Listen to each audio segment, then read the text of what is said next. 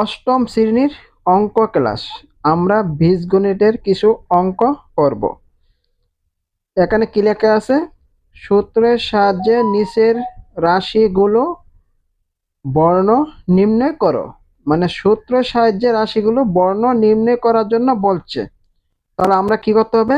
আগে সূত্রগুলো মুখস্থ করতে হবে। তাহলে আমরা এই অঙ্কটি করতে হলে আমরা কি সূত্র লাগতে পারে? কোন সূত্র লাগবে? কি লাগবে? এই দুইটা সূত্র অবশ্যই মুখস্থ করতে হবে। তাহলে এখানে কি লাগছে? সূত্রের সাহায্যে নিচের রাশিগুলো বর্ণ নির্ণয় করো। তাহলে সূত্রটি আমরা লিখে নিলাম। এই দুইটা সূত্র এই অঙ্কটি করতে আমরা লাগবে, তার জন্য আমরা এই দুইটা সূত্র লিখে নিলাম। এবার আমরা সমাধান, আমরা অঙ্ক কোনটা করব? ক নাম্বার।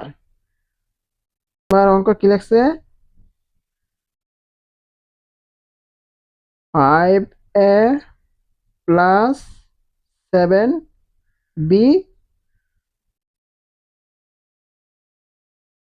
এর বর্গ, তাই না? 5a প্লাস 7b বর্গ নির্ণয় করার জন্য বলছে না? তাহলে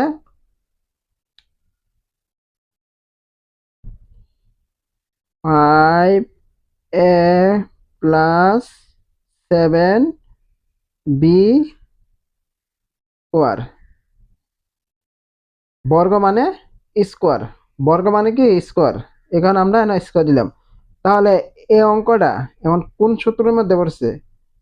এটাত পড়ছে নাকি এটাত পড়ছে? এন প্লাস, তাহলে সূত্র কোনটা পড়বে? এটা এস এ প্লাস বি, তারপর হলো স্কোয়ার এ প্লাস বি, এই সূত্রটা পড়ছে, তাই না? তাহলে আমরা এ প্লাস বি এই সূত্রটা কি হবে? A square plus 2ab plus b square, তাই না? এ 5 এর আমরা এ ধরে নেব, এ ধরে নেব আমরা কি 5 এর, আর 7b রে বি ধরে নেব। তাহলে আমরা কি হবে? 5a square plus 2 5a 7b plus